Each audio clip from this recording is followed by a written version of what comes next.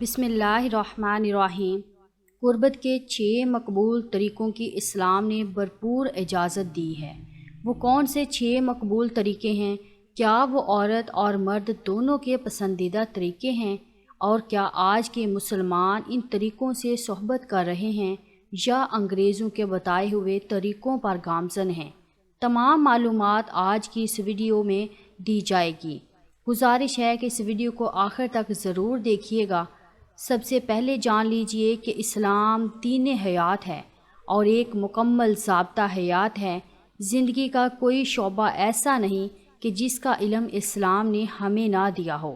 حتیٰ کہ دین اسلام نے شادی شدہ جوڑوں کو بہترین ازدواجی زندگی گزارنے کے لیے بہترین ازدواجی اصول دیے اور ایک دوسرے کے تمام حقوق زوجین پر واضح کر دیے۔ وہیں دین اسلام نے عورتوں اور مردوں کو باہم میلاپ یعنی ہم بستری اور محبت کرنے کے رہنما اصول بھی عطا فرما دیے، اور ہم بستری کے معاملے میں تمام تر حدود و قیود بھی بتا دی کہ جن کی پاسداری مسلمانوں پر لازم ہے، لیکن اگر کوئی غیر مسلم ہے تو اس پر ان حدود و قیود کا اطلاق نہیں ہوتا۔ لیکن نہایت افسوس کا مقام ہے کہ پڑھے لکھے اور اعلیٰ تعلیم یافتہ غیر مسلم دین فطرت یعنی دین اسلام پر گامزن ہیں، لیکن آج کی مسلمان نوجوان نسل اوباش اور انتہا پسند غیر مسلموں کے نقش قدم پر گامزن ہیں۔ حضرت اماں عائشہ رضی اللہ تعالی عنہا جو کہ نبی کریم صلی اللہ علیہ وسلم کی سب سے لاڈلی زوجہ تھیں، وہ اپنے زمانے کی ایک بہترین عالمہ بھی تھی اور انہیں انسانیت کے تمام شعبوں میں علم و عقیدہ کی حامل مانا جاتا ہے۔ وہ روایات، فقہ، حدیث، سیرت اور تاریخ وغیرہ کے میدان میں اپنی معرفت اور تجربہ کاری کا ذخیرہ رکھتی تھی۔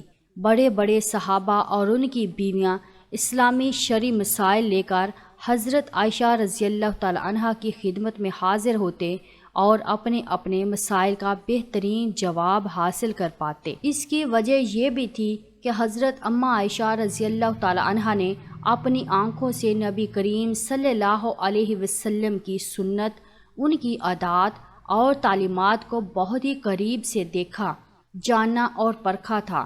بہت سی خواتین دیگر شرعی مسائل کے ساتھ ہی ساتھ جنسی شرعی مسائل میں حضرت عائشہ رضی اللہ تعالی عنہا سے دریافت کرتیں، اور ان کے جواب میں حضرت عائشہ رضی اللہ تعالی عنہا نے کبھی انہیں نہیں ٹوکا، بلکہ آپ فرماتی ہیں کہ انصار کی عورتیں اچھی عورتیں ہیں کہ شرم انہیں دین میں سمجھ پیدا کرنے سے نہیں روک سکتی۔ اس سے ثابت ہوا کہ شرعی مسائل کا جاننا ہر مرد عورت کے لیے ضروری ہے، خواہ وہ جنسی شرعی مسائل ہی ہوں، اور ان کو سیکھنے میں شرم ہرگز محسوس نہ کی جائے۔ قربت کے 6 بہترین طریقے جو ہر کوئی استعمال کرتا ہے، اسلام نے ان کی اجازت بھی دی ہے، ان کے بارے میں کوئی منع نہیں کیا گیا ہے۔ وہ کون سے طریقے ہیں؟ ان میں سے 2 طریقے مقبول ہیں، باقی جو 4 ہیں وہ بھی بتائیں گے۔ سب سے پہلا طریقہ یہ ہے کہ عورت نیچے اور مرد اوپر کی حالت میں ہو۔ دوسرا طریقہ یہ ہے کہ عورت اور مرد پہلو با پہلو کی حالت میں ہوں۔ تیسرا طریقہ مرد نیچے اور عورت اوپر کی حالت میں۔ چوتھا طریقہ عورت اور مرد کھڑے رہنے کی حالت میں۔ پانچواں عورت اور مرد آگے پیچھے کی حالت میں، جبکہ چھٹے طریقے میں عورت اور مرد بیٹھنے کی حالت میں ہوں۔ ان طریقوں میں تیسرا طریقہ یعنی مرد نیچے اور عورت اوپر کی حالت میں، اسلام کے نقطہ نظر سے یہ طریقہ حرام اور قابل تعزیر تو نہیں، لیکن قرآن و سنت کی تصریحات اور ان کے ارشادات کے یہ خلاف ہے۔ طبی لحاظ سے بھی مختلف پہلو سے نقصان دہ ہے۔ اس سے قربت کے مختلف طریقے سامنے آتے ہیں۔ وہ ڈاکٹرز کے بیان کردہ طریقوں میں اضافہ ہیں۔ سب کو ملا دیا جائے تو قربت کے مختلف اسلامی طریقے بنتے ہیں۔ نمبر 1، عورت کھڑی اور مرد بھی کھڑا ہو۔ نمبر 2، عورت بیٹھی اور مرد بھی بیٹھا ہو۔ نمبر 3، عورت بیٹھی اور مرد کھڑا ہو۔ نمبر 4، عورت لیٹی اور مرد آگے کے راستے میں آگے سے قربت کرے۔ نمبر 5، عورت لیٹی اور مرد پیچھے کی سمت سے آگے کے راستے میں قربت کرے۔ نمبر 6، عورت کروٹ لیٹی ہے اور مرد بیٹھ کر اس سے قربت کرے۔ نمبر 7، عورت کروٹ لیٹی اور مرد بھی کروٹ ہی کی حالت پیچھے کی سمت سے آگے کے راستے میں قربت کرے۔ نمبر 8، عورت چت لیٹی ہو اور مرد کروٹ ہو اور آگے کے راستے میں آگے کے سمت سے قربت کرے۔ نمبر 9، عورت ٹانگوں کے بل جھکی ہو اور مرد پیچھے کی سمت سے آگے کے راستے میں قربت کرے۔ نمبر 10، عورت کمر سے جھکی اور مرد آگے کے راستے میں پیچھے کی سمت سے قربت کرے۔ محترم ناظرین، مشہور آیت کریمہ ہے کہ تمہاری عورتیں تمہاری کھیتی ہیں تو تم اپنی کھیتی میں آؤ جس طرح چاہے۔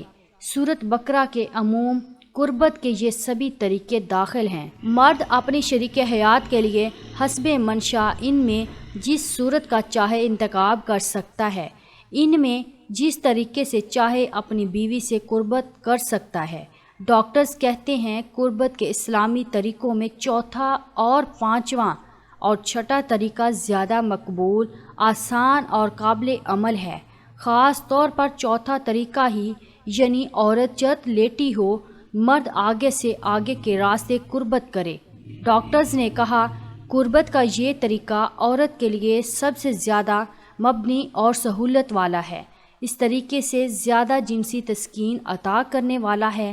اس صورت میں وہ جنسی عمل میں زیادہ سرگرمی سے حصہ لے سکتی ہے۔ اسلام کے نقطہ نظر سے بھی قربت کا یہی طریقہ سب سے زیادہ افضل اور قابل ترجیح معلوم ہوتا ہے۔ اسلام کے نزدیک عورت کی جنسی تسکین اس کا بنیادی حق ہے۔ عورت کو ہمہ جہتی جنسی تسکین قربت کی اس صورت میں حاصل ہوتی ہے، وہ دوسری کسی صورت میں حاصل نہیں ہو سکتی۔ یہ بھی جان لیجئے کہ قربت کے وقت بے ستری اور بے حجابی سے اجتناب کی تاکید کی گئی ہے۔ اس کا زیادہ سے زیادہ لحاظ قربت کی اس لیت میں ہو سکتا ہے، لیکن اس سے مراد یہ ہرگز نہیں کہ عورت اور مرد مکمل کپڑے پہنے ہوئے ہم بستر ہوں۔ بے ستری اور بے تابی سے اجتناب کا مسئلہ یہ ہے کہ عورت اور مرد چاہے مکمل برہنہ ہوں، لیکن پھر بھی دونوں کو اپنا آپ ڈھانپنے کے لیے کوئی بڑا کپڑا یا لحاف وغیرہ مہیا ہو، اور وہ دونوں اس کپڑے یا لحاف کے اندر رہتے ہوئے ہم بستر ہوں۔ ایسا کرنے سے شیاطین سے حفاظت ہوتی ہے، لیکن اب یہ بھی جان لیجئے کہ شیاطین سے حفاظت کے لیے ہمارے نبی آخر الزماں حضرت محمد صلی اللہ علیہ وسلم نے ہم بستری سے پہلے ہم بستری کی دعا کی تاکید فرمائی ہے۔ شرعی آداب میں شامل ہے کہ خاوند اپنی بیوی سے ہم بستری کرتے وقت مندرجہ ذیل دعا پڑھے، اور اس کا ترجمہ ہے کہ اللہ تعالیٰ کے نام سے اے اللہ ہمیں شیطان سے بچا کر رکھ، اور جو ہمیں عطا کرے اسے بھی شیطان سے دور رکھ۔ اس کے پڑھنے کا فائدہ یہ ہے کہ جب اللہ تعالیٰ ان دونوں کو اس ہم بستری کی وجہ سے اولاد عطا کرے گا تو اسے شیطان نقصان نہیں دے گا۔ محترم ناظرین، بیوی کی دوبر پچھلی شرمگاہ میں صحبت کرنے کے بارے میں بھی جان لیجئے کہ عورت کی پچھلی شرمگاہ میں جماع کرنے کا کیا حکم ہے۔ تو یہ کبیرہ گناہ ہے، چاہے حیض کے دنوں میں ہو یا عام دنوں میں۔ نبی صلی اللہ علیہ وسلم نے ایسا کام کرنے والے پر لعنت کی ہے اور فرمایا ایسا شخص ملعون ہے جو عورت کی پچھلی شرمگاہ میں جماع کرتا ہے۔ بلکہ نبی کریم صلی اللہ علیہ وسلم نے یہاں تک فرمایا جس نے حائضہ سے جماع کیا یا بیوی کی پچھلی شرمگاہ میں جماع کیا یا کسی کاہن کے پاس آیا تو اس نے محمد صلی اللہ علیہ وسلم پر نازل شدہ قرآن سے کفر کیا۔ اور یہ حدیث بھی موجود ہے، بہت سی فطرت سلیمہ کی مالک بیویاں اس بات کا انکار کرتی ہیں، لیکن کچھ شوہر اسے طلاق سے ڈرا دھمکا کر منوا لیتے ہیں، اور کچھ اپنی بیوی کو دھوکہ دیتے ہیں۔ بیوی شرم و حیا کی وجہ سے اہل علم سے پوچھ نہیں پاتی اور وہ اسے کہہ دیتا ہے کہ یہ حلال ہے، کہ نبی کریم صلی اللہ علیہ وسلم نے فرمایا کہ خاوند کو اپنی بیوی کے ساتھ ہر طرح سے جماع کی اجازت ہے، آگے سے پیچھے سے، بشرط یہ اولاد کی جگہ جمع کیا جائے۔ اور یہ بات سب کو معلوم ہے کہ پچھلی شرمگاہ پخانے کی جگہ ہے، اولاد کی جگہ نہیں ہے۔ اس جرم کا کچھ لوگوں میں سبب یہ ہوتا ہے کہ وہ شادی کے پاک بندھن میں جاہلی اور غیر فطری طریقوں کو داخل کر دیتے ہیں، یا اس کی وجہ ذہن میں گندی فلموں کے مناظر ہوتے ہیں۔ حالانکہ انہیں ان سب گناہوں سے توبہ کی ضرورت ہے۔ یہ بات بھی ذہن نشین رہے کہ یہ کام سراسر حرام ہے، چاہے میاں بیوی دونوں یہ کام کرنے پر راضی بھی ہوں، اس لیے کہ ان دونوں کی رضامندی حرام کام کو حلال نہیں بنا سکتی۔